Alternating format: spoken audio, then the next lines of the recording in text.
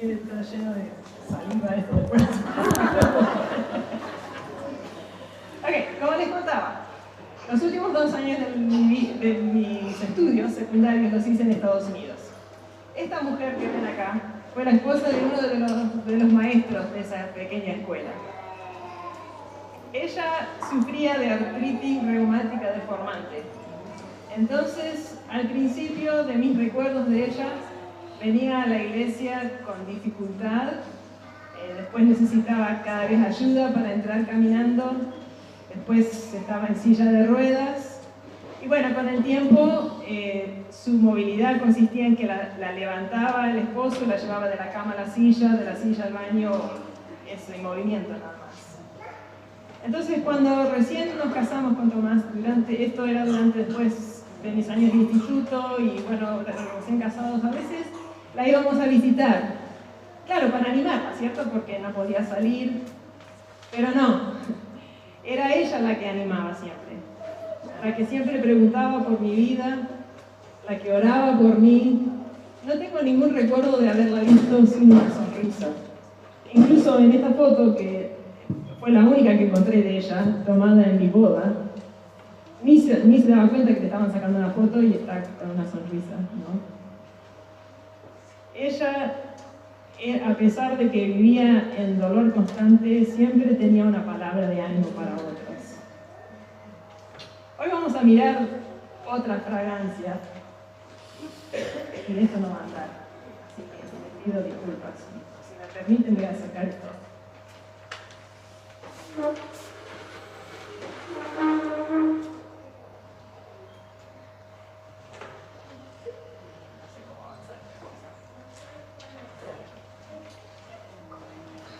Vamos a mirar el contentamiento versus la queja. Y vamos a estar viendo en el libro de Filipenses esto. Y ustedes saben que el libro de Filipenses fue escrito por Pablo, ¿no es cierto? Mientras estaba en la cárcel, encadenado las 24 horas a un soldado, sin casi nada de lo que nosotros consideraríamos bienes, ¿no? Pero a pesar de eso, escribió esta carta de gozo, de paz, de contentamiento, de alegría, de agradecimiento, cosas que eran realidades en la vida de él a pesar de sus circunstancias. Está escribiendo esta carta, como nos dijo Silvina esta mañana, una carta de agradecimiento a los filipenses por una ofrenda que le habían mandado con Epafrodito. Y anoche, como dije, vimos el servicio versus el egocentrismo. Hoy vamos a ver el contentamiento versus la queja. Y te pregunto, cuando te aprietan las circunstancias de la vida, ¿qué es lo que se siente? ¿La fragancia del contentamiento o el olor de la queja? Les someto en esta mañana que tener el perfume de Cristo implica cultivar el contentamiento.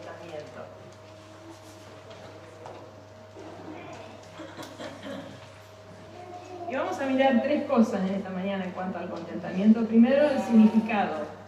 La palabra contentamiento en sí significa ser suficiente, tener fuerza suficiente para una cosa, contenido autosuficiente, ¿no? Tener lo que uno necesita en sí mismo para las cosas. Ahora, sabemos como creyentes esa suficiencia no lo tenemos en nosotros, pero lo tenemos por el Señor Jesucristo, ¿no es cierto? Para nosotros no nos falta nada porque Él está en nuestras vidas, ¿no? No nos falta nada por eso para enfrentar las demandas de la vida. Pablo entendía esto, ¿no? En Filipenses 1:21 dijo que para mí el vivir es Cristo. Eso significa literalmente, para mí el vivir es que Cristo sea todo. Dijo también en Gálatas 2:20, con Cristo estoy juntamente crucificado y ya no vivo yo, mas vive Cristo en mí. Y en Colosenses 3, cuando Cristo, vuestra vida, se manifieste. Cristo era su vida y su vida era Cristo. Y con eso alcanzaba, ya no hacía falta más nada. Así que el contentamiento, por definición, es nuestra suficiencia en Cristo. Que para mí el vivir sea que Cristo sea todo. Pero hay algunos obstáculos que escribe Pablo en esta carta algunos obstáculos a ese contentamiento.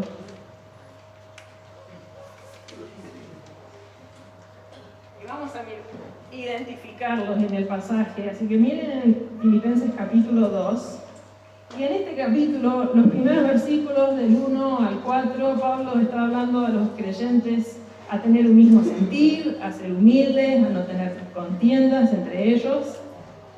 Del 5 al 11 habla del ejemplo supremo de humildad de Cristo, ¿no es cierto? Que siendo el rey de todo, el creador, se humilló a ser hombre y a ser siervo y a humillarse hasta la muerte de la cruz, ¿no es cierto? Y después en el versículo 12 dice lo siguiente: por tanto, amados míos, como siempre habéis obedecido, no como en mi presencia solamente, sino mucho más ahora en mi ausencia, ocupaos en vuestra salvación con temor y temblor. Porque Dios es el que produce en vosotros así el querer como el hacer por su buena voluntad. Y estos dos versículos están hablando del progresar en nuestra vida cristiana hacia la meta de ser como Cristo, ¿no es cierto? Y en ese proceso, para ayudarnos a ser más como Cristo, Dios manda pruebas a nuestras vidas, ¿no?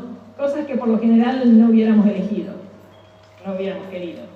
Entonces Dios dice, durante el proceso que yo estoy haciendo en tu vida para que llegues a ser más como Cristo, en el versículo 14, en ese proceso, haced todo sin que murmuraciones y contiendas. Así que esos son los obstáculos que observamos, que identificamos al contentamiento, ¿no? Primero, las murmuraciones. La murmuración es una expresión de descontento hablado en voz baja. Eso. Es la palabra usada para describir las quejas de Israel en el desierto, ¿no es cierto? Lean el libro de Éxodo, de Números. Los israelitas no sé si había cosa en este mundo del que no se quejaban, ¿no? Se quejaban que no había suficiente agua, se quejaban que no les alcanzaba la comida. Dios le mandó comida directamente del cielo, diariamente, y después se quejaron que no era carne, se quejaban que era mejor en Egipto, se quejaban del líder, se quejaban de los gigantes, bueno, en fin, murmuraban. Es la queja, según MacArthur, él lo define así, es una queja expresada con mala actitud. Y el señor Wyss dice, es ese barbullo que a veces se escucha en los rincones de la iglesia después de la reunión, usado para referirse a aquellos que se quejan en secreto, las murmuraciones. Y después, las contiendas. Las contiendas llevan la idea de disputas, discusiones, debates, cuestionamientos y críticas. Las murmuraciones llevan a las contiendas. Según dice MacArthur, comenzamos a discutir con Dios acerca de por qué las cosas son como son o por qué tenemos que hacer lo que tenemos que hacer. Pensamos, y esto creo que es propio de las mujeres, y lo digo porque no hay hombres presentes. Pensamos que tenemos una mejor idea que Dios sobre el trabajo, sobre el matrimonio, sobre la iglesia, sobre el hogar y cualquier otra situación en que nos encontramos. Tenemos que ver a las murmuraciones y a los obstáculos como quejas en contra de Dios. Si buscan un poquito más atrás en Romanos capítulo 9, Romanos capítulo 29 y versículo 20,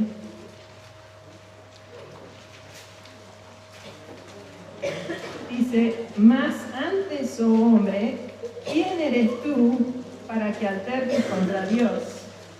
Dirá el vaso de barro al que lo formó, ¿por qué me has hecho así?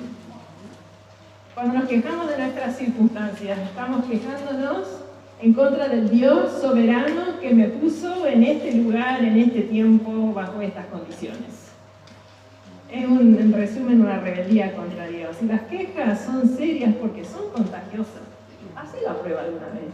¿Te das cuenta qué fácil es hacer entrar a la gente en nuestra queja? Ponete en un círculo de mate y empezá a quejarte, a ver cómo se suman todos. Es contagioso. Y la queja tiene consecuencias graves en la iglesia.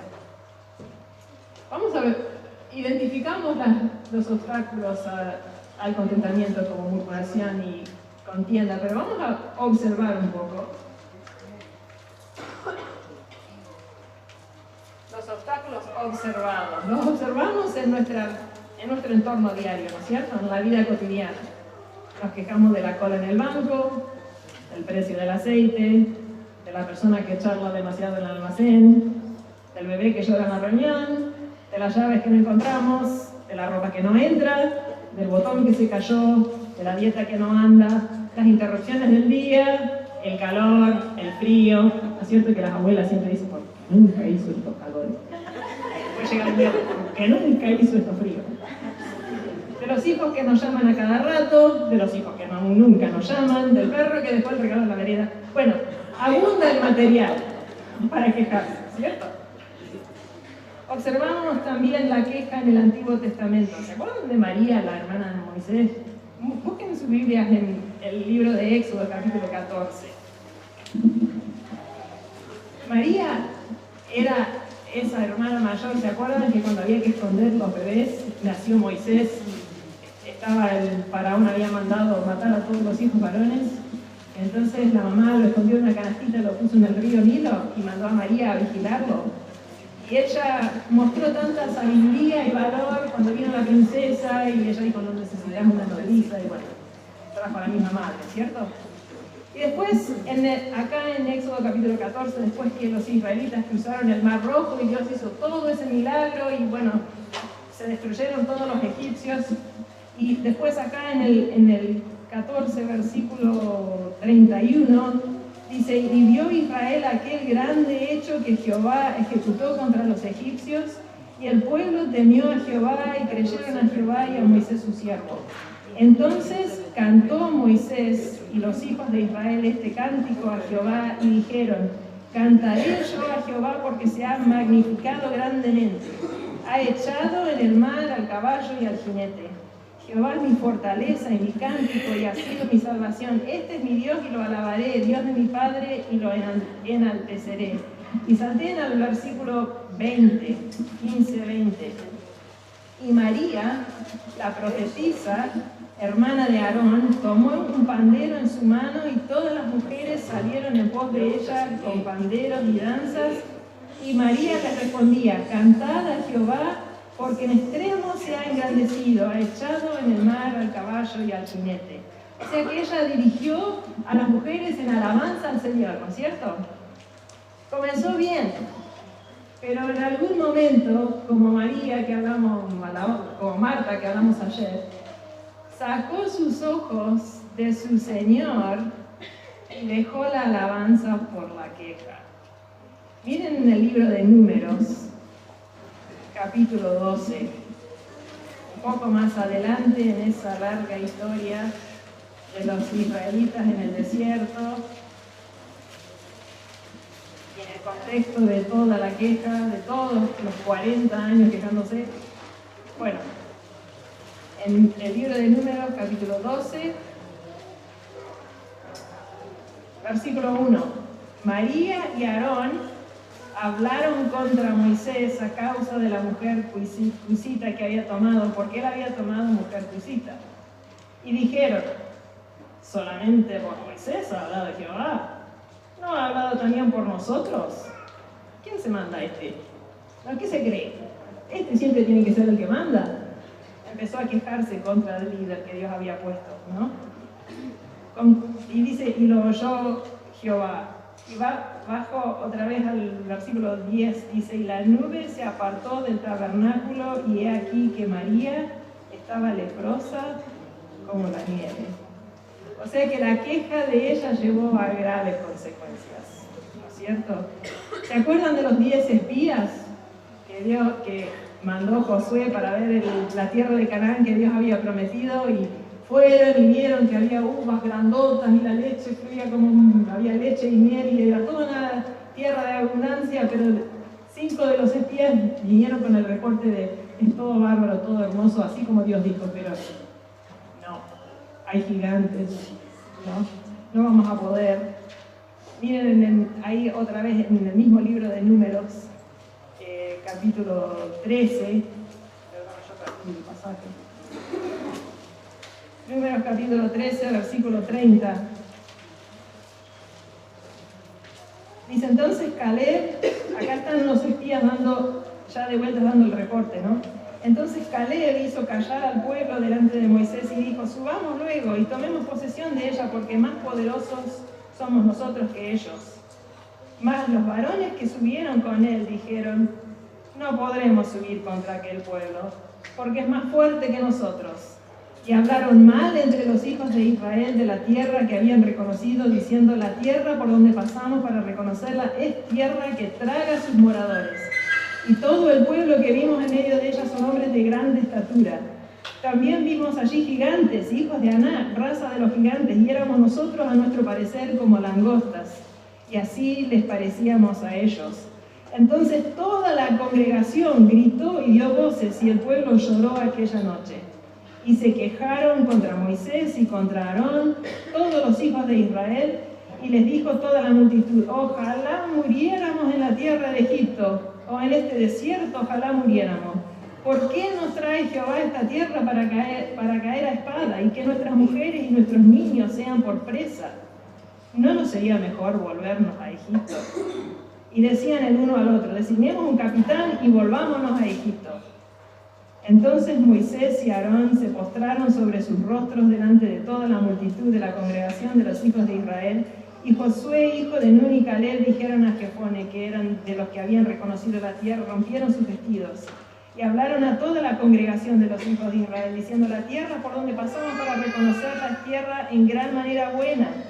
Si Jehová se agradare de nosotros, Él nos llevará a esta tierra y nos la entregará, tierra que fluye leche y miel. Por tanto, no seáis rebeldes contra Jehová, ni temáis al pueblo de esta tierra, porque nosotros los comeremos como pan. Su amparo se ha apartado de ellos y con nosotros está Jehová. No temáis. Entonces, toda la multitud habló de apedrearlos. ¿No? La consecuencia de la queja. Y a raíz de eso nos dice en Corintios capítulo 10 que Dios los dio para ejemplo a nosotros, para que no murmuremos como murmuraron ellos, porque como consecuencia estuvieron 40 años más dando vueltas en el desierto. Así que observamos la queja en la vida diaria, en la vida de María, en los espías.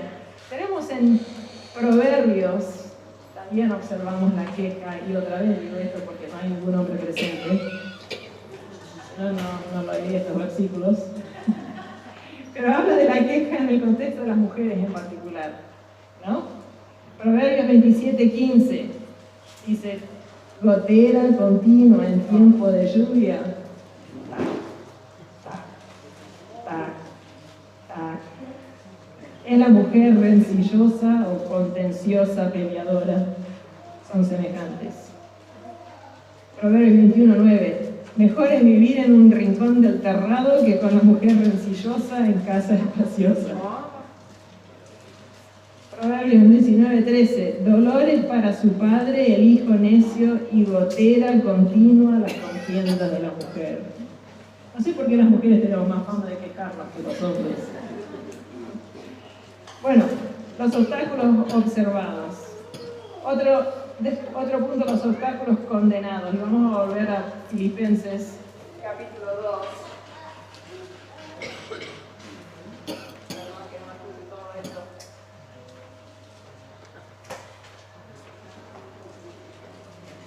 Filipenses, capítulo 2. Y vamos a seguir después. El 14 dice, haced todo sin murmuraciones y contiendas. Y el 15, ¿por qué? Para que seáis irreprensibles y sencillos, hijos de Dios sin mancha, en medio de una generación maligna y perversa, en medio de la cual resplandecéis como luminares en el mundo, asidos de la palabra de vida. Debemos dejar las murmuraciones y las contiendas, acá dice, para que seáis, o sea, indica ese progreso hacia la meta, de ser como Cristo, de ser para Dios olor fragante a Cristo, ¿cierto? Y debemos dejar las contiendas primero para ser agradable a Dios. Dice, para que seáis irreprensibles, o sea, un estilo de vida que no tiene de qué reprender. Para que seáis sencillos, o sea, inocentes, puros. ¿No? significa literalmente no mezclado, como un metal precioso que no tiene mezclado a otros aliados. Implica haber sido purificado por el fuego, ¿no? Así que para que seáis irreprensibles y sencillos, hijos de Dios sin mancha o irreprochables. O sea que debo ser como una hija de Dios debe ser, ¿no? Actuar según el nombre que llevo. Dios va haciendo su obra, produciendo el carácter de Cristo en mí, ese carácter irreprensible, sencillo, ¿no? Sin mancha. Y como dijimos muchas veces, está usando personas desagradables, circunstancias desagradables, cosas que no hubiéramos elegido. Esa es su parte en el proceso. Mi parte, según Pablo acá, es simplemente no quejarme. Para ser agradable a Dios, pero también para ser un testimonio en el mundo.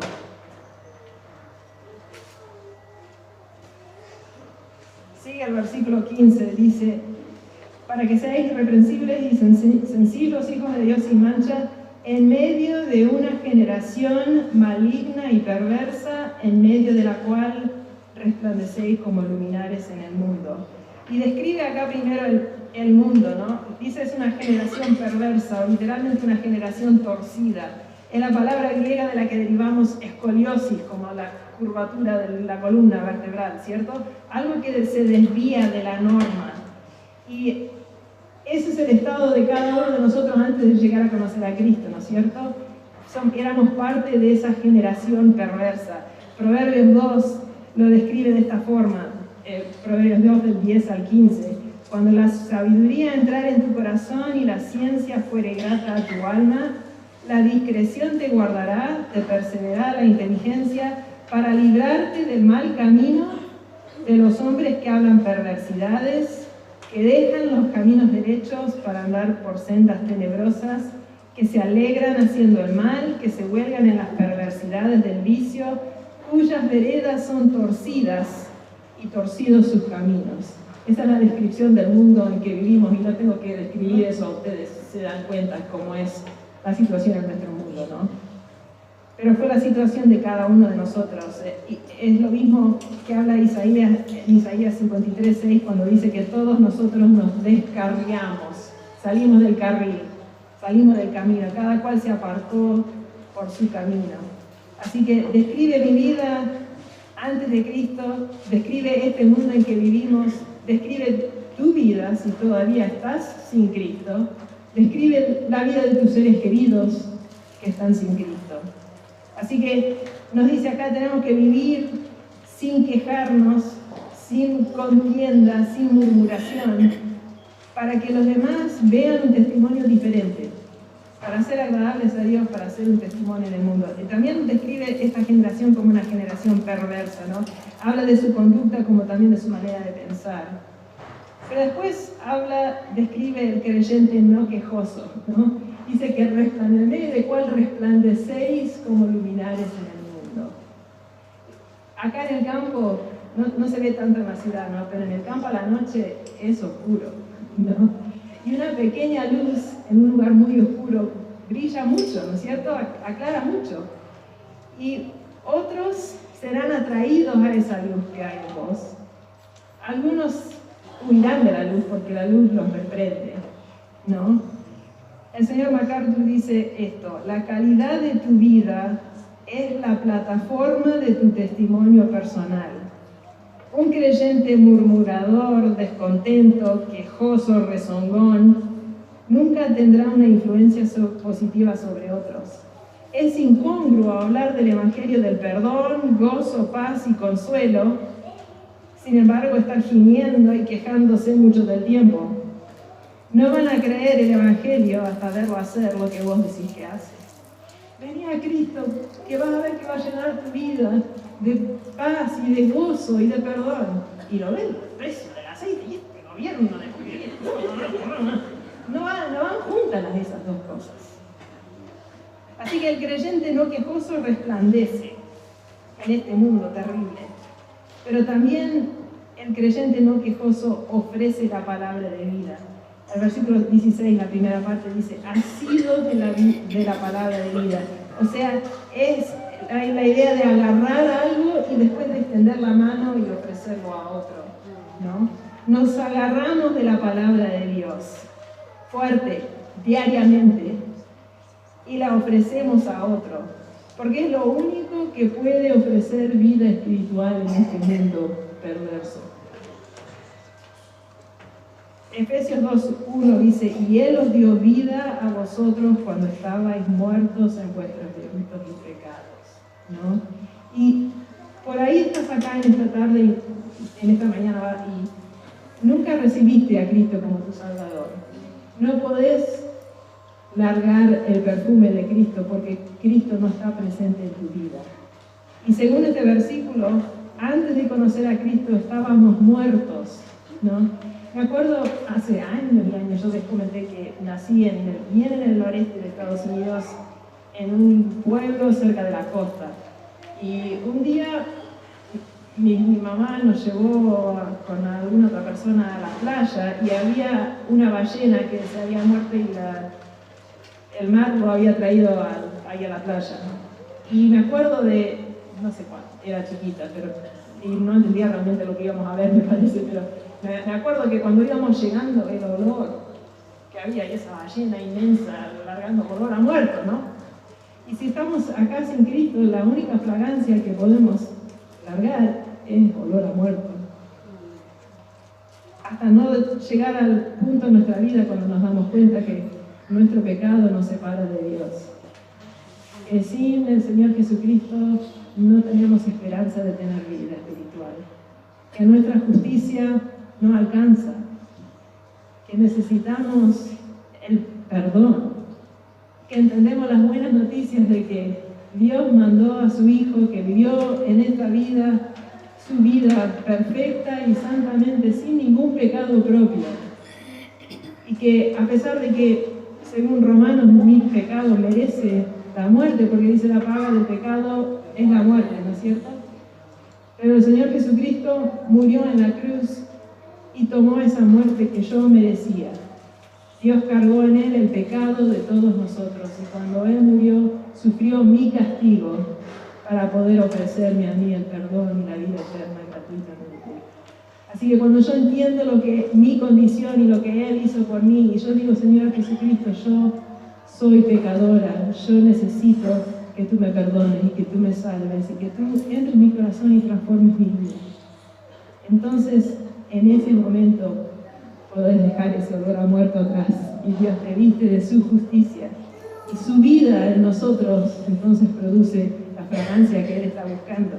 Si sos creyente, como dice MacArthur, Pablo dice, deja de quejarte, deja de discutir con Dios, obedecele gozosamente. En el proceso de resplandecer como luminares en el mundo encontrarás que hay una recepción pronta porque una vida transformada es la mejor propaganda o perfume para el Evangelio. Un espíritu negativo, quejoso, rezongón es la peor. Así que tenemos que dejar la queja, ¿no? Vimos lo que significa el contentamiento, cuáles son los obstáculos al contentamiento y vamos a mirar como último los secretos del contentamiento. Y digo secretos es un decir, porque en realidad en la vida cristiana no hay secretos, ¿no es cierto? Está todo claramente acá en su palabra. Pero den vuelta a la página, a Filipenses capítulo 4, el pasaje que nos compartió tan hábilmente Silvina, en esta mañana. El capítulo 4, Pablo dice en el versículo 11, en el medio, él dice, pues he aprendido a contentarme, a estar satisfecho, a no tener necesidad. Y dice, he aprendido, había descubierto a través del proceso de Dios en su vida, había aprendido a estar contento. Y nos da acá algunas cosas que Él le ayudaron a estar contento en su vida. El primero es confianza en la providencia soberana de Dios. En el versículo 10 dice, en gran manera me gocé en el Señor de que ya al fin habéis revivido vuestro cuidado de mí, de lo cual también estaba estabais solícitos, pero faltaba la oportunidad. Y cuando digo providencia, providencia es la obra de Dios de antemano, arreglando las cosas para que en determinado momento se den todo lo que tenía que darse para producir algo, ¿no? Esta mañana estaba hablando con Patricia, me comentaba cómo Dios había obrado en sus circunstancias y en las circunstancias de Susana, para que hoy por hoy vivan cerca la una de la otra y puedan ser de ánimo la una a la otra en este momento de la historia de las vidas de ellas. Todo lo que sucedió para cambiar las circunstancias de cada cual, que ellas dos estén en ese lugar hoy, es parte de la providencia de Dios. De Dios ordenando otras circunstancias que no parecían capaz de estar relacionadas para producir algo en un momento, ¿no? Así que acá los filipenses desde el comienzo habían, como dijo Silvina, participado económicamente con Pablo. No le habían mandado regularmente ofrendas. Eran una de esas iglesias de Macedonia que habla en Corintios de que ellos dieron mucho más allá de sus habilidades, de su profunda pobreza, dieron a Pablo. Pero por algún motivo que no nos explica acá, no habían podido dar por un tiempo. Pero Pablo no estaba en estado de pánico pensando, ¿por qué no me mandarán la carta? ¿Qué voy a hacer? ¿No? ¿Cómo voy a vivir? Sino que de alguna forma, ¿no? Que habían vuelto a mandar con Epafrodito la ofrenda, ¿no? Pablo estaba agradecido, no había estado preocupado y en pánico antes. Y cuando entendemos que Dios está en soberano control de cada mínimo detalle de nuestra vida, podemos descansar y vivir contentos. Traje conmigo, mi nieta me prestó la muñeca antes, le digo, ¿puedo llevar esta a la Argentina? Dice, mientras la traigan de nuevo. Saqué una foto en el aeropuerto en Katy y me dice, mami, parece esas viejas que andan con la muñequita como que ya no les da la cabeza y tienen que todo. Pero es para ilustrar. Cuando nosotros nos damos cuenta que Dios está en control de todo, podemos descansar en la mano de Él, ¿no? Sabemos por dónde vayamos, las circunstancias que se den, no tenemos que preocuparnos. Estamos contentos en su forma de obrar, sea lo que sea. No es esto, de ir pensando, a ver, mira señor, mira, que viene esto. Cuidado, ya. ¿Cómo vamos? Uy, viene esta circunstancia, ¿cómo voy a hacer? No es tampoco colgarme en pánico diciendo, Dios, agarrados pero a gatas, pero es descansar en Él. No es una parte hermosa de pertenecer a Él, saber que Él está en control de absolutamente todo. No importa si parece una tragedia, si parece algo que no tuviera que haber pasado, si pasa por alguna mala intención de alguien, no importa, todo eso está orquestado por Dios para que estemos en el lugar que nos necesita, en el momento que nos necesita. ¿No es hermoso saber que Dios tiene todo controlado, nada se le escapa, todo tiene propósito y Él ha prometido proveer mis necesidades?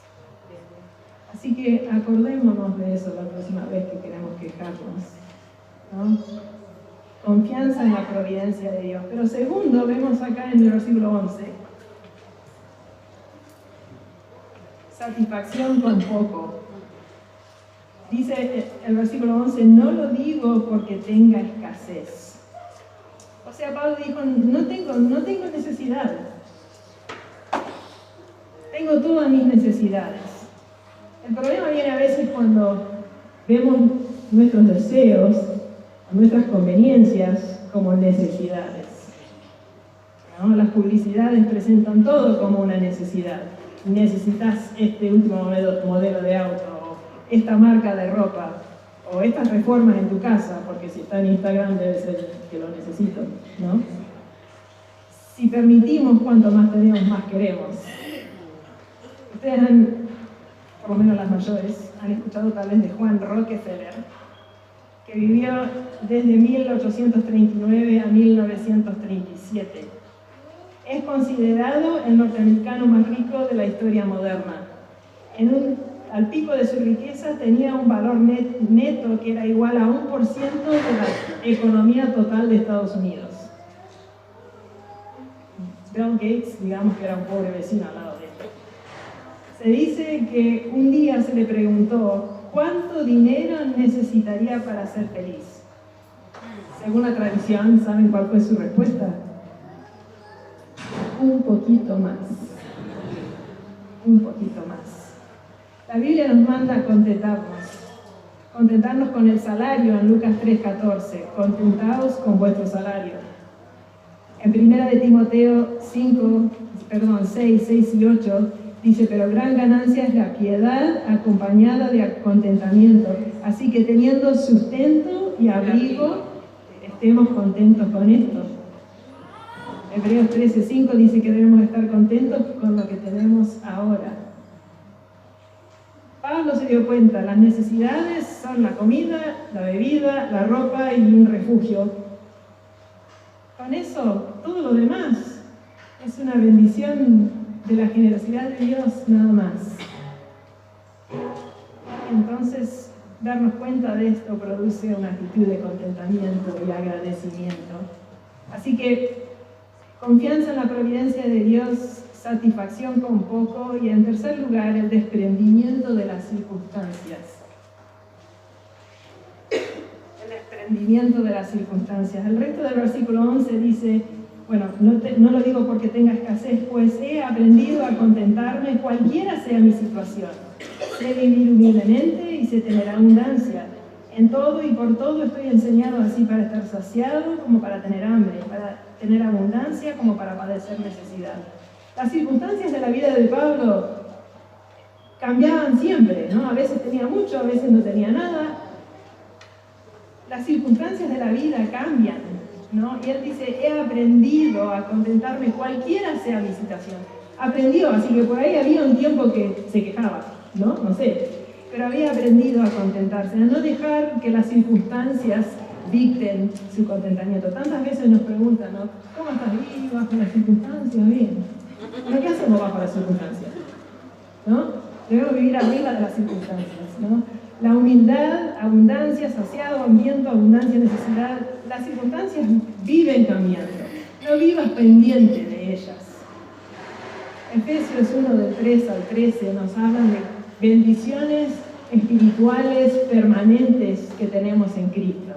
El hecho de ser adoptados a su familia, de tener toda bendición espiritual en Cristo, de haber sido perdonados, de tener el Espíritu Santo en nuestras vidas. Si quieren hacer un estudio interesante en su devocional algún día, estudien Efesios capítulo 1 del 3 al 13. Esas son las cosas permanentes que no cambian. Siempre podés estar contento en esas cosas, ¿no? Si pones tu contentamiento ahí, en las cosas permanentes que Dios te ha dado, entonces no hace falta que el contentamiento vaya cambiando según las circunstancias. Así que Pablo había aprendido a eso, a desprenderse de las circunstancias. En cuarto lugar, había aprendido a ser sostenido por el poder de Dios. El versículo 13, tan conocido que decimos tantas veces, ¿no? Todo lo puedo en Cristo que me fortalece. Cuando se acaban mis recursos, tengo los suyos. Cuando yo no puedo resolver el problema, eliminar el conflicto, arreglar el matrimonio, cambiar a mis hijos, mejorar el ambiente en el trabajo, luchar contra alguna enfermedad, encontraré que su poder es suficiente, ¿no?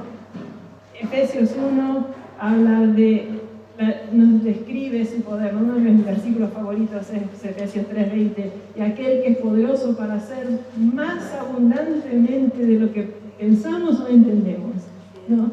Nunca vamos a poder llegar al límite de su poder. Si su poder fuera un pozo de agua y tiramos la piedrita, ¿no? A ver cuando toca fondo, no tocaría nunca fondo. Nunca vamos a poder agotar la fuente de su poder. Y a medida que vas comprobando en tu vida eso, vas creciendo en tu habilidad de contentarte porque has puesto el poder de Dios a la prueba. Así que ser sostenido por el poder de Dios nos ayuda a estar contentas. Y en último lugar, y esto habló bastante Silvina esta mañana, preocupación por el bienestar de otros.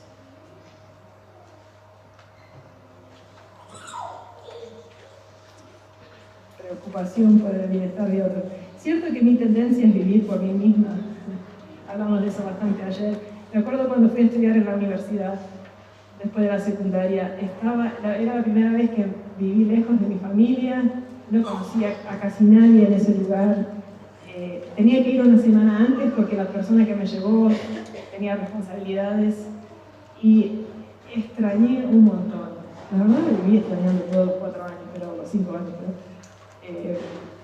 Extrañé mucho uno de esos días llamé a mis padres y me acuerdo que si no fuera porque no quería dar la cara otra vez en mi casa por no haber aguantado, capaz que me hubiera vuelto.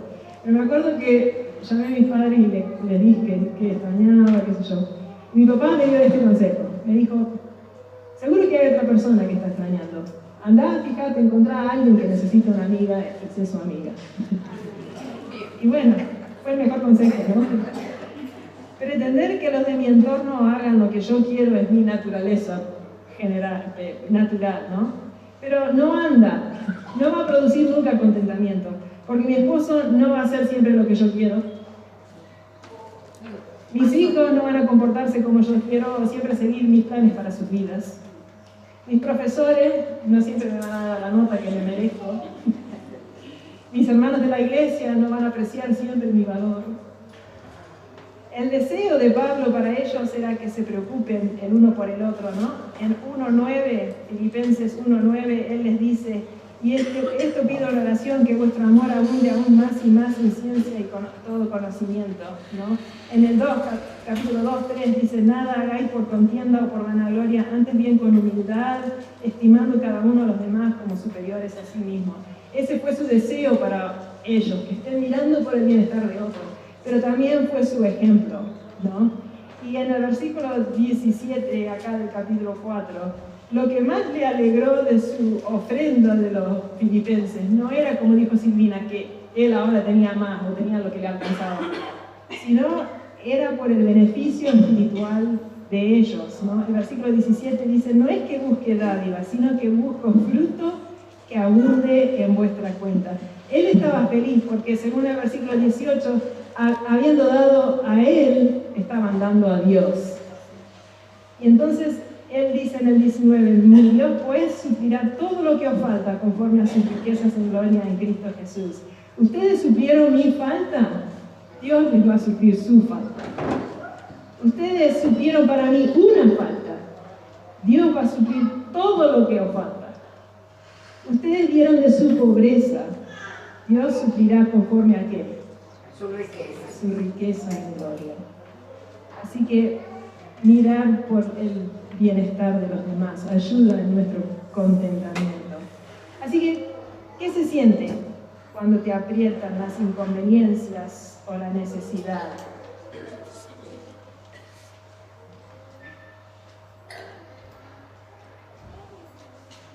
El olor de la queja. Somos como esta puerta que está acá, la más lejos, que cada vez que se me hace. ¿No? ¿Se siente el olor de la queja o la fragancia del contentamiento?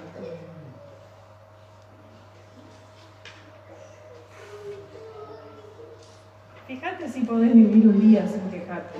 Anotá las veces, cuando te encontrás quejándote, anotá las veces que te quejas en un día. A ver, por ahí te sorprende la cantidad que nos quejamos, ¿no? A veces lo que tienen el hábito ni cuenta se dan. Que Dios nos ayude a ser mujeres caracterizadas por el contentamiento, no por la queja. Padre, te damos gracias por tu palabra, por la claridad de ella. Te damos gracias por tu soberanía que nos permite descansar en el hecho de que tienes en control cada cosa, cada circunstancia de nuestra vida. Ayúdanos, Padre, a no infiltrar por todos lados el olor horrible de la queja, pero que traigamos gozo a tu corazón por nuestra actitud de contentamiento, aún en el día de hoy, empezando por lo menos en el día de hoy. En el nombre de Cristo te lo pedimos. Amén.